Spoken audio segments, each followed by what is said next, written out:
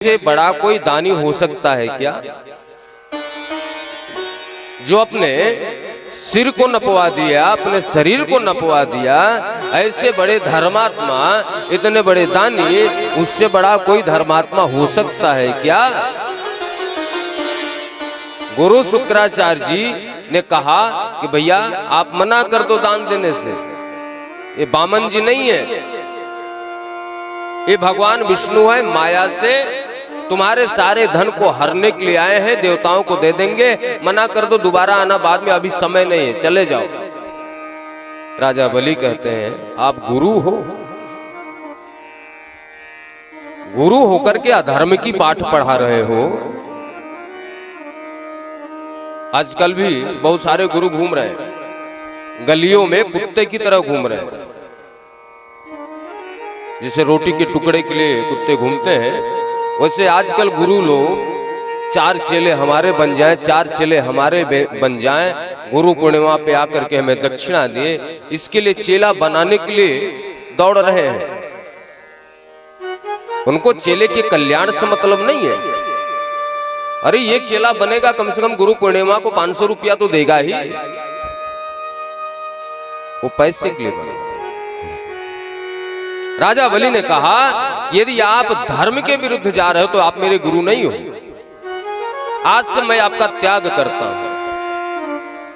यदि आपका गुरु भी गलत है और आपको पता चल गया कि मेरा गुरु जिसको मैंने मंत्र लिया, गुरु बनाया, वह गलत है, तो आप उसका त्याग कर दीजिए, कोई दोष नहीं।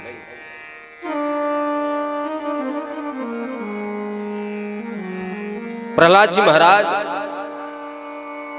भगवान रक्षा करते हैं, नरसिंह भगवान के रूप में आकर के भगवान ने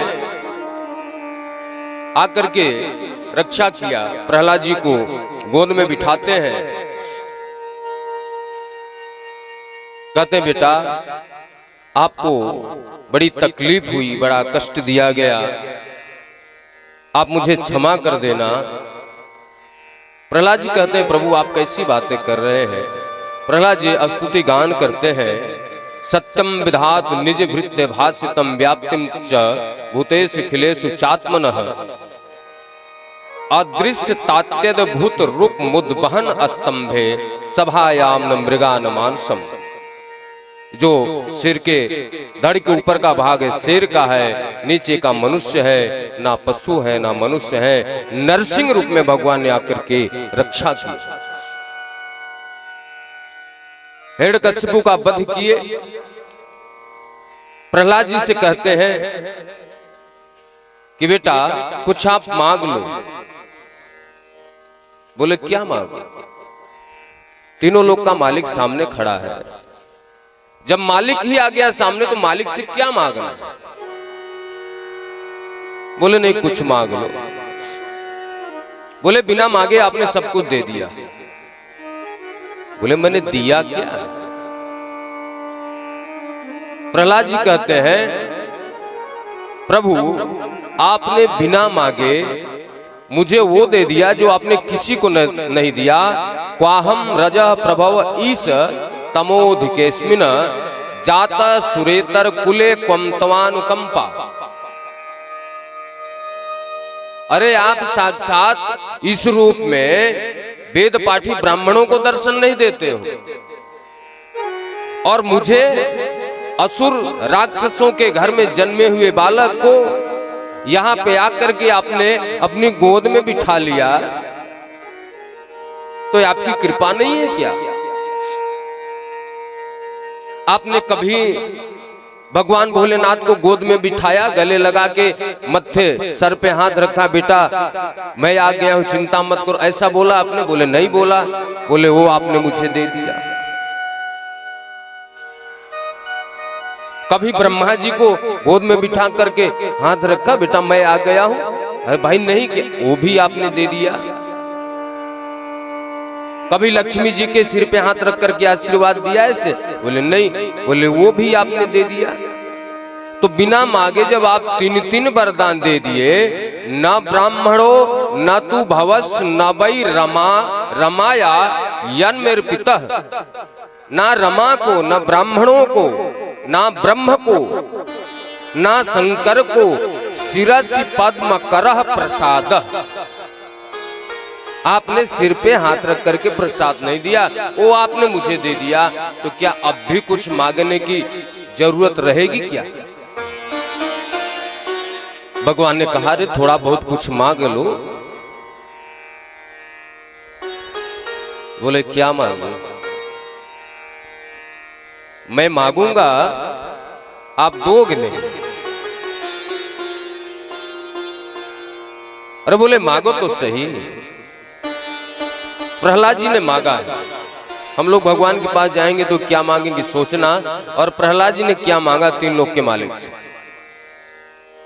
यदि राशि समय काम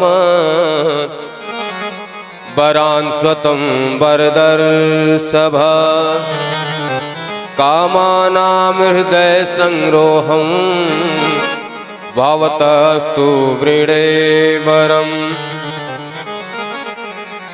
आप देना ही चाहते हो तो ये वरदान दे दो कि जो हृदय में मांगने की इच्छा शक्ति होती है वो इच्छा शक्ति ही सदा के लिए समाप्त हो जाए, और कुछ नहीं चाहिए।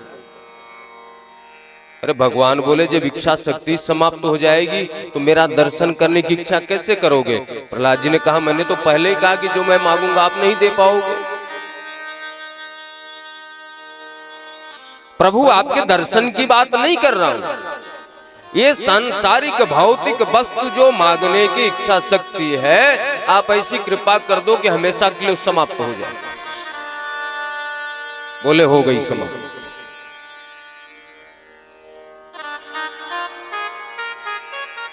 प्रहलाद जी महाराज भगवान के परम भक्त हैं, हजारों कष्ट सहने के बाद भी भगवान का भजन करना नहीं छोड़ा। प्रहलाद जी ने एक निवेदन किया कि प्रभु अब मैं मांगना चाहता हूं, क्या चाहिए बताओ। नेत्रों में आंसू है, कहते हो सके तो एक कृपा करो। मैं मानता हूं मेरे पिताजी राक्षस थे,